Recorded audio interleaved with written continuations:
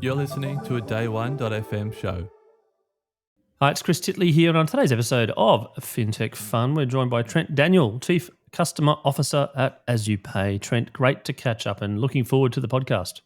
Good day, Chris. Great to see you. Great to be on here. Thank you, mate. Mate, for the listeners out there that know nothing about Azupay, can you give us the elevator pitch on what you guys do? Yeah, happy to. All right. Azupay, we are a Australian-based fintech, Australian-founded fintech. We're the OGs of real-time account-to-account payments. When it comes down to the launch of the new payments platform going back about 7 years ago, Azupay were the first kind of startup to kick in and develop a business receivable solution utilising the NPP. Excellent, mate. And when it comes to what Azupay does and the customers that you serve, can you give the listeners a bit of an understanding of that? Yeah, of course, mate. So Azupay, we develop and deliver real-time payment solutions for large corporates and enterprises across Australia. They can be globally based organisations, but operating domestically in Australia. We're enabling companies to connect with real-time account-to-account solutions from their consumers and business customers. Within that solution suite, our flagship product was originally our Dynamic PayID. So Azupay rewrote the book on the Dynamic PayID solution back in 2019, and that solution today generates transactions for a range of airlines, travel partners, gaming platforms and wagering, telcos, utilities, so customers like Optus, for example, JB Hi-Fi. We've just had National Australia Bank actually launch a white label of our product as well. So we have a very broad range of customers and servicing different industries. So the second receivables product we brought to market was PayTo. We were first to market, and we delivered a whole range of solutions for PayTo, which is the real-time replacement for direct debit. So PayTo today is being utilised across a range of industries, from financial remitters, money remitters, through to superannuation, insurance platforms, investment platforms, utilities. I do have a large property company going live as we speak, rolling out PayTo for rental payments, as an example. So it's a great solution. It takes direct debit from being a very bulky and cumbersome, slow process to digital real-time environment. And the third part of our solution stack we have with our customers is our real-time disbursements. So we have a payout solution. We're delivering that for a range of sporting organisations, membership organisations, financial organisations. So we can actually handle delivering funds in real time to their customers. What we do different, so not just a stack of APIs that orchestrate payments, we actually provide a full end-to-end user experience journey. So we really host this stuff for merchants. What we found early on is that it's great to provide some dumb APIs and just get you into market, but be able to provide a really capturing and unique customer experience means that your customers get a consistent experience whenever they choose to pay or receive payment via those channels. It also enables a really fast delivery time. So we have the ability to have customers go live in as little as 3 sprints. So as an example, we had 4 airlines that went live from first conversation to go live in an 8-week window, which is almost unheard of. That is consistent across our customer base. Mate, I'm curious to know, as the business was founded, what the initial problem was, I suppose, and you've already identified some of the solutions that you offer now, but what was the core, I suppose, principle or values around the problem that you're solving when it comes to payments, etc., and how's that evolved, I suppose, up to where we are now, where there are more, I suppose, techniques around receiving and sending payments? Where we came from, a bit more of our history. So we were founded back in 2019 by 5 very seasoned engineers. So we're not your little startup with a bunch of 20-year-olds come out of uni trying to create a payments platform. These are seasoned engineers and architects, systems integrators. And they've been delivering on a few different large projects across the industry. So around the time or before we launched, they've been delivering on the NPP connectivity for Cuscal, who is a large fintech sponsoring top ADI in the market today. And they are the backbone behind credit unions and building societies. And they also were working on and designed and delivered the New South Wales Government Service New South Wales CPP. And that's that single payments platform inside service, which 60-odd different agencies can utilise to receive payments from citizens, from businesses, etc. So that was kind of where we started. These engineers were working in these different spaces, and they had identified a problem in government with regards to reconciliation of BPay. And BPay is a very cumbersome tool being used online. So the team went away and came up with the idea of the Dynamic PayID. So PayID had been in market for a couple of years at that point. We're all used to making a transfer with our mobile phone number as an alias bank account. And one of the ideas that the guys identified is the ability to use the email format of the PayID to surface a real-time dynamic solution that can be used for a single use in transaction flows. At the time, it was not approved by government, it wasn't approved by the Reserve Bank or the industry to be able to use PayID in that way. PayID was originally just a peer-to-peer payment mechanism. Our team worked closely with NPP and with the Reserve Bank to design this flow and get that approved for purpose, and then went ahead and built the pilot. And the very first customer was New South Wales government. Our very first transaction was the liquor license for a large supermarket in Australia as well. So we came from some pretty solid roots. Mate, absolutely. There you go. A little bit of history about Azupay and the founding team, etc. When I hear payments, sometimes it's a bit overwhelming, and people say, "What are you doing? Your own payments?" And you're like, "Oh, another one." It's pretty crowded. And then I hear people like real-time payment providers, etc. I suppose what sets Azupay apart? What's the core offering? The difference, I suppose, from other payment providers when I hear the word payments. Yeah, thanks for that question. So Azupay's differentiation and where we come from is that we specialize specifically only in one thing: real-time account-to-account payments, domestically in Australia. So NPP, PayID, PayTo, payout. We do that very, very well. And through that process, like I mentioned before about our hosted user experiences, that became a core piece of our differentiation. We first launched the product, we identified that need to make it simple for the government agency to integrate and to deliver with our solution for the PayID. So we devised that user experience to be hosted to really enable that flow for the customer or for the merchant and the actual end user.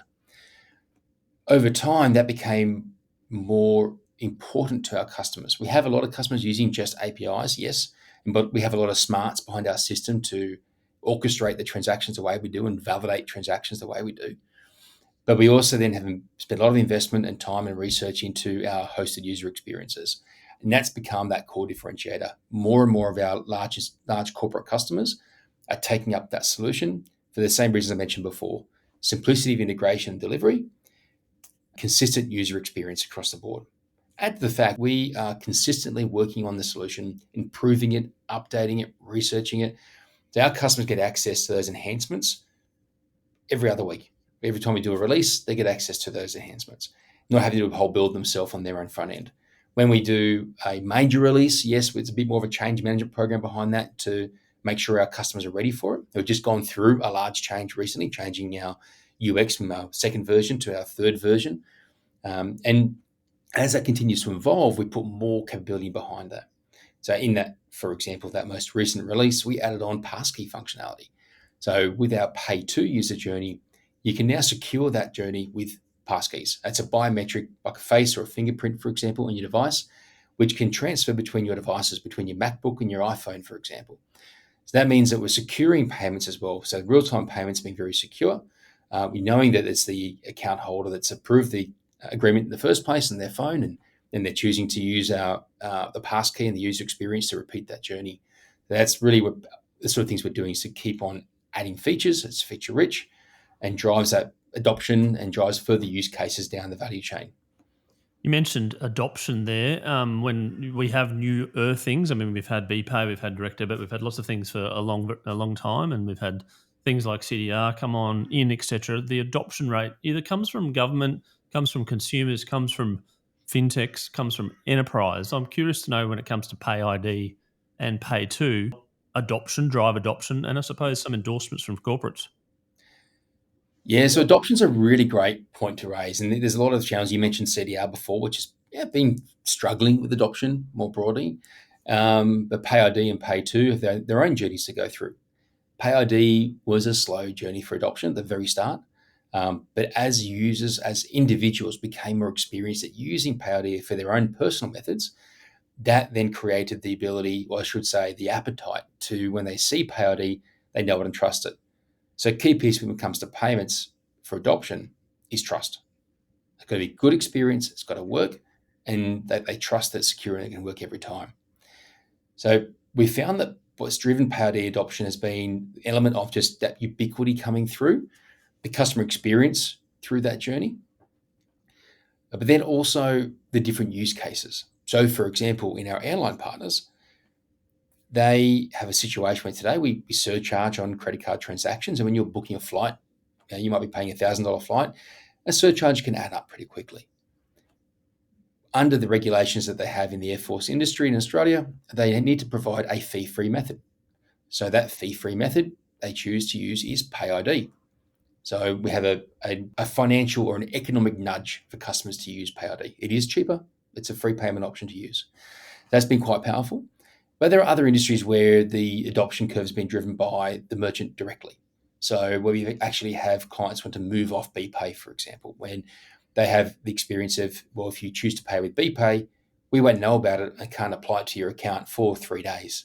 But if you use PayID, you get the value instantly in your account. So these are the kinds of examples that start to drive that. There's a lot of benefits of being paid instantly. And as you mentioned, BPaying on a Friday afternoon, it may hit the bank account on Monday or whatever it might be, or at least been reconciled on Monday. Can you talk about some of the benefits, I suppose, of PayID and the importance actually of the underlying instant payment and how that can affect the supply chain? Well, it's interesting when it comes down to working with large enterprises, the funds being in the physical account is not so important. The most important part is the real-time notification of the transaction. And that's how our system works. Kind of like pay for something with a credit card. If you buy with a credit card, you tap your card or your phone, or you go through the e-com site. That payment gets processed and there's a real-time response to the merchant, and they can apply that value of funds in their system. They can apply that transaction's been received, and they can give you the ticket to your flight or put the money onto your wagering account, whatever it might be. But they don't get the money until the next day. So it's the reporting, that notification is a really powerful piece. And with you say BPay, for example, I have many stories of people where they've paid their car rego on 5 p.m. on Friday afternoon and they get a fine on Sunday. Reconciliation hasn't occurred. The notification of the transaction hasn't occurred for the merchant on the other end until the Monday or Tuesday after that. So that's what's really powerful with a real-time payment with PayID and PayTo. I missed one step back there. We're talking about adoption. PayTo adoption is an interesting one. It's been a slower burn than we were expecting. We're all expecting much faster take up of PayTo. And I think that's driven by two things. One is really heavily around the merchant adoption, and that comes down to the commerciality of it. It is a bit more expensive than traditional direct debit, and some of these large billers focus less on that speediness of it as opposed to the cost of processing. If you can imagine, if you're processing 1 or 2 million transactions a month, a difference of 5 cents really adds up. So there has been that bit slower burn for PayTo in the market, but also awareness. While Australian Payments Plus have been doing a really fantastic job with promotion and advertising. Just in the weekend, I was seeing PayTo ads on my Instagram feed, and we're seeing them on billboards and buses and so forth. But the consumer awareness is still not quite there. But that is also a bit of a chicken and egg. So we have a situation where consumers don't know about it because billers aren't putting it in place. And billers aren't putting it in place because it's expensive or perceived to be expensive, but there's no one using it yet. So there's always this chicken and egg kind of pull. So how do we get this momentum happening? I think we're going to get there very quickly at this point in time. Like, it's been a slow ramp up so far. Like I mentioned before, we have a large property company going live as we speak. There are multiple other examples of those in market. Telcos that are going live with PayTo. Amazon went live a couple of months ago with PayTo. So there is that growing awareness. As we get the next billers on board, that major cycle, that will actually start to drive that adoption much more quicker. Trent, I'm curious on the PayTo side of things when it comes to direct debit failures per se in Australia, whether that's a headache for customers and corporates, etc., and what happens in the instance of PayTo potentially when there is no money to be taken. Yeah, that's a really good question. It's interesting. So direct debit, you get a different experience per merchant, and that really comes down to the size of the merchant and their relationship with their banking partner. A very, very large merchant, for example, like a large telco, they'll run their direct debit file, they'll put their batch in overnight, say it's 30,000 transactions, and they'll be credited that value of funds overnight by their bank.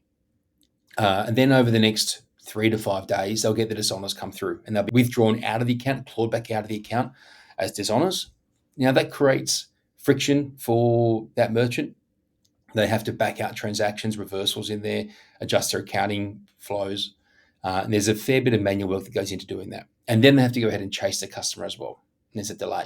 And that's what happens in that kind of large institutional merchant environment. They get the value of funds. Smaller ones, smaller companies and mid-sized companies, they might have a payment processor who will do the direct debit, take the funds out of a consumer account, but then sit on them in their facility for 3 to 5 days before they sweep them to the merchant. So you have the flip side there where the merchant doesn't get the money either. So they're losing out. The customer's already paid. And then you have, if there's a dishonor, there's often then a large fee back on the consumer as well. So it's quite a negative experience across those flows. So you've got the reversal issues, you've got the dishonor of funds and delayed notification. Now, how that compares to PayTo, well, it's real time. So if the funds aren't there, the funds aren't there. We know straight away, and we can take action straight away. There's a few other key components of PayTo that are really different to direct debit, which make it a much better experience for customers and merchants combined. One of the prominent examples for me is around authentication of the account holder. Today, when we do a direct debit form, while the requirements for the sponsoring bank for the direct debit say the merchant must authenticate that the account holder is the person signing on the direct debit authority, it is very, very rarely done. There was a time where it was more people would have to show their bank statement to compare, but that doesn't really happen anymore. And so out of that, you have this issue of direct debit fraud. PayTo, conversely, when you set up your PayTo agreement against your BSB account number or your PayID, your personal PayID, you actually approve that agreement within your banking app. So you'll get a notification from your bank, log into your banking app, and you approve it in the app itself. So we know that the account holder is a person that has actually approved that agreement. So you've got much more security in that model. Then also as a user, at any time, if you need to cancel your subscription, cancel membership, you can control that inside your banking app. PayTo agreement section, you can actually go in and pause or cancel your agreement. Now, historically, if you closed your bank account and moved on somewhere else, you had to go and change your direct debits. Now, often you'd get to do something, you'd miss something, miss a bill, and the biller wouldn't know until next month they run that file and they find out that your account's closed. And then you get hit with a fee for a failed payment, for example, or a late payment. With PayTo, as soon as you close your account, you close your PayID or any action you take on that agreement, the merchant gets a real-time notification. So they can actually address it up front before it becomes a problem. That's another great little tool. The other piece which is really fun with PayTo is that we're now able to create a direct debit style product, a pull transaction out of bank accounts that is suitable for a real-time e-com world. Today, with direct debit, it's not suitable for that environment. There's no point using direct debit on an airline ticket. You'll never get there in time. Whereas PayTo really makes that an experience that can be done in real time. So it can be used in any channel. You can use a credit card as the same great user experience that you can achieve as opposed to just credit card only or not having direct debit in those environments. Mate, there's a heap of problems and personal experiences there that I've had in the past in regards to changing bank accounts and signing up with a digital bank and going, oh, I wonder which direct debits were. I mean, firstly, you have to scour through your transactions to find them. Yep. And then you're like, I'm sure there's one once a year that happens in July that you've gone back for 9 months and it's not there. And you're like, oh, well, it's probably not there. And then you get a letter from them going, your annual insurance thing has now been failed or something. You're like, oh, I moved banks. I knew there was one, right? So there's lots of different use cases there for PayTo. And I suppose the prevention, as you mentioned, in terms of the direct debit reconciliation from accounting, from paperwork to staff time to reconcile that, you can say, hang on a second, there's not enough money there. Can you please rectify this within whatever? Otherwise, your subscription might be cancelled or whatever it might be, particularly in the subscription style economy. Now, you did touch on, Trent, a partnership with NAB that you did in the earlier part of the podcast. I'm curious to know about partnerships, and in particular, this particular one sounded very big in the announcement that Azupay did on LinkedIn. Do you want to talk about that partnership with NAB? Yeah, sure. Happy to. Look, Azupay, since came to life, we've had a bit of multi-pronged strategy with how we do business. We have our direct merchant relationships. and we work with software partners, and we work with payments partners. And the model we're doing with National Australia Bank is a great advancement on that partner model for Azupay, in that we're working in that SaaS environment. So we're really providing our solution as a software layer that helps payments organizations and banks to be able to provide solutions to their customers they don't necessarily have themselves yet. And this is a great example. Dynamic PayID, when we launched with PayID back in 2019, the first company doing Dynamic PayID solutions, it was in government. And it wasn't really, people weren't really aware of it in market. But over time, it started to shift. Now, every large corporate banking tender, every government tender coming out for banking and payments is requiring Dynamic PayID as an option. So went from being a peer-to-peer only solution to a business tool with some awareness and growing to now being mandated really across industry. And in that time frame, though, the banks were really hedging their bets on PayTo. PayTo is seen to be the panacea for payments, and that was going to be everything you need for real time is using PayTo.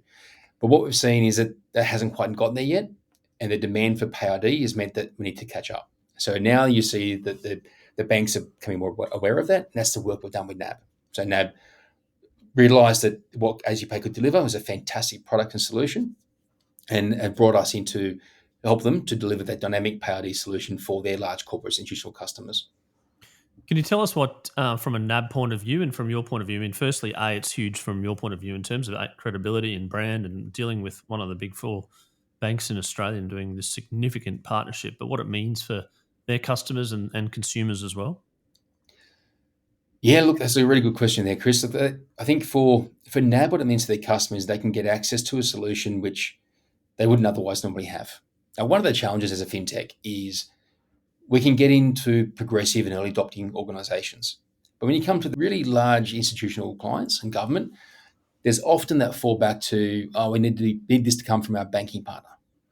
So that's always been a kind of sticking point. So we do have some fantastic customers, and we have fantastic large corporates we work with, but we do have that gap a few times of not being their banking partner, or maybe not quite being big enough for them to want to take that risk on. And that's shifting. We've got a really good presence today and a great brand presence in the market. But what we found by partnering with NAB, what it means is for the customers we've been talking to that really want to work through their banking partner, if they're a NAB bank they work with, they can work with us. Fantastic solution with great synergy. And we've done that. We've brought some of our pursuit customers who said, we want to do it, but we need a bank to do it with. We've brought NAB in, and that's where we've gone to, and it's worked really, really well. And for NAB, then I can open up the door to a whole range of use cases that they couldn't really address before. So that Dynamics PayID that we provide that solution, and even our hosted user experience, is now available to NAB's whole book of enterprise customers. I've had some great conversations with them on various industries and use cases. I won't go into detail. They might be a bit upset if I do that, but they're really engaging with how we can work together and help them to solve problems for their customers from a range of different industries in their book.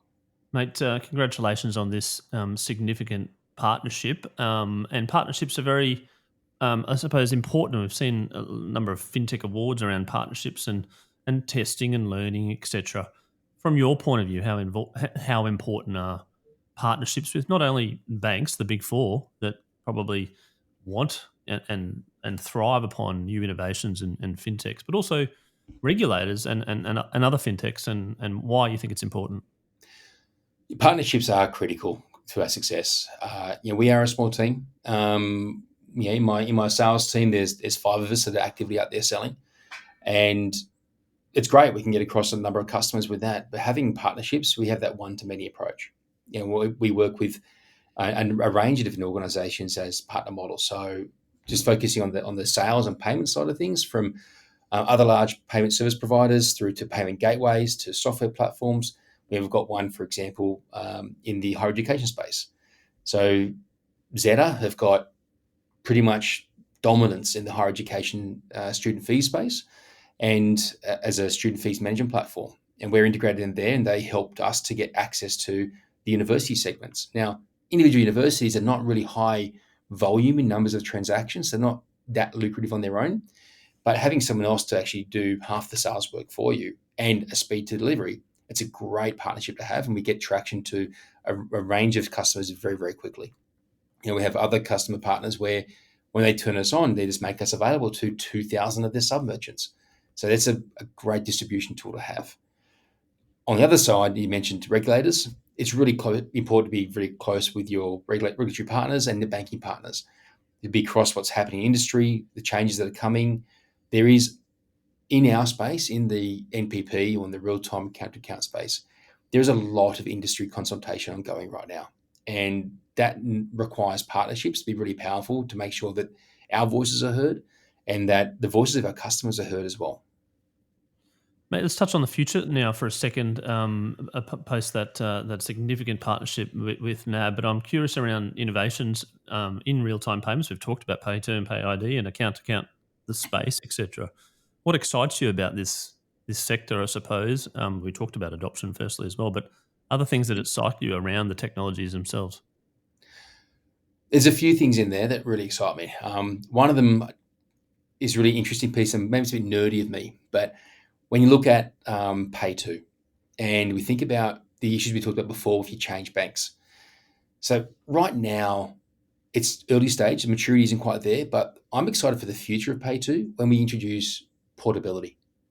Now, one of the core tenets behind the development of the NPP was to increase the ability for consumers to be able to change their bank, so bank account portability. And then one of those challenges was direct debits. So at the moment, PayTo agreements aren't quite portable between banking institutions, but the future is there, that when you do move banks, you can move your PayID and your PayTo will go with you. And that's really powerful. I'm really excited for that to come. Mate, that's very interesting, I suppose. And from a point of view of maybe if you move banks and there's that portability, there's an option to say, would you like to continue with your Netflix, your Stan and your rent payments and your Origin Energy or whatever it might be? And then you're saying, actually, no, I've changed providers or whatever. And it'd just be easy, wouldn't it? Yeah, definitely. So I'm looking forward to that side of things, the portability framework. On our side, the innovation we've been doing, I mentioned before about passkeys and securing the PayTo transactions. But what that has also meant is that we're able to deliver a true omni-channel PayTo experience. So there's a lot of noise right now around how do we do PayTo, how do we do NPP in retail and do it efficiently and securely. Our passkey solution really helps deliver that. That's quite powerful, and that's a piece of work I'm really excited to be working on right now with a range of organisations. So we're seeing that come to life. We have also molded and adopted and adapted to the needs of our customers. I mentioned before that one of our core payment offerings is our disbursement platform and payouts. So we're now releasing out a disbursements application, a payout product that makes it easy for companies who need to utilize payouts, but also we're combining that with some tech around account checking and verification. So we all have heard about confirmation of payee is now available in the banks when you make a transfer. And it's coming more into market over this year. So we will be embedding confirmation pay into our flow. And we're looking at other services that provide a similar powerful tool to verify that, hey, you are the account holder. That's really important. So if you're getting money paid to you from an insurance claim, from a refund for something that happened years ago at your telco, that kind of thing, a payout type solution where you can verify that it is your account, it works for the customer and it works for the merchant combined. And mate, we're sitting here in 2025, and if we don't talk about AI in 2025, then it's not a podcast, is it really, to be honest? Everyone's talking about this as a sector. Your views on AI within the financial services segment, is there anything interesting popping up now in regards to that? AI, so look, I was a slow starter at looking at AI, and probably about 4 months ago, I started getting really deep into AI off the back of spending some time with a good friend of mine who's actually a management consultant expert out of the US on AI. She was out here to deliver on a conference about it. And I see AI as being really powerful for business, and so many things from tech to in development. Replit, which is that can build a website and an e-commerce platform in minutes. Those are really powerful, and that's what you can do today in development. It's not about cutting jobs; it's about improved delivery, and that's what we're seeing in the market. In the financial service space, there's a discussion right now around agentic AI. Now, that one I'm worried about. One is ultimately, who's giving the authentication for the payment? So if you're building agentic AI into a payment flow, who's actually saying, yes, I want to do that transaction? And does this open up merchants to a plethora of chargebacks, for example? The other one is choice. Is that customers often to choose to pay from different accounts and different methods depending on what they're buying. And so I'm not really sure how they'll go with wanting to hand over that control to an agent and want a bit more control themselves.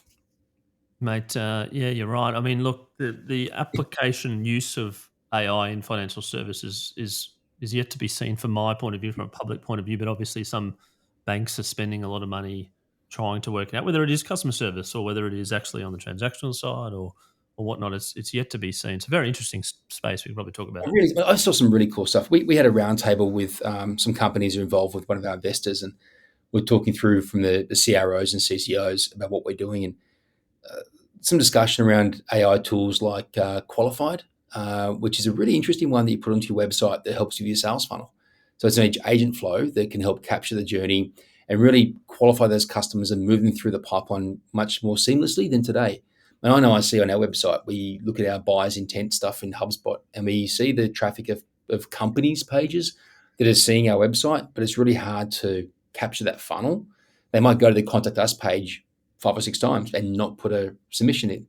We're having an AI agent there to pick up on that activity and to continue that journey. I think that's really powerful from a sales point of view, and that's coming into the financial services space. But then also, as you mentioned, banks and other organizations using AI to look at improving their assessment, the speed of assessment on things, for example, lending, credit, looking at risk modeling. There's a whole range of things we can pick up on with AI that I think we can do a better job than we can do manually.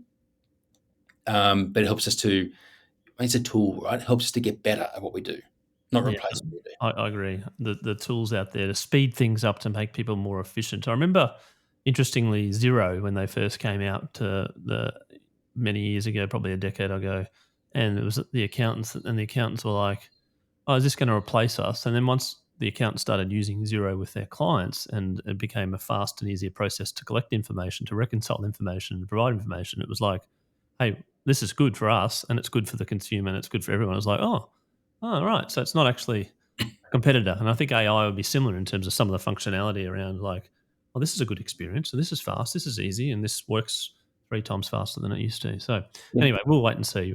We've digressed a little bit, Trent. If we talk about Azupay and we repeat this podcast in 2028, maybe, where would you like the company to be? 2028. I'd see Azupay in being ubiquitous for payments in Australia. We are growing strong. We have a fantastic team, and culture is really important to our team. We are growing really well, really strong in that culture environment that we're in. But 2028 for us is about large businesses and small businesses will know our name and they think of us as a comparative to a PayPal even, you know. It's ambitious, but might as well have that big, hairy, audacious goal, mate. Before we get on to the fun part of Trent, I'm just want to touch on how important that NAB partnership is for you, and I suppose validation of your company and the work that went in, and I suppose the moving forward, the execution of that. Yeah, look, that is coming back to that one. That's a really important partnership for us. It does provide that validation in industry.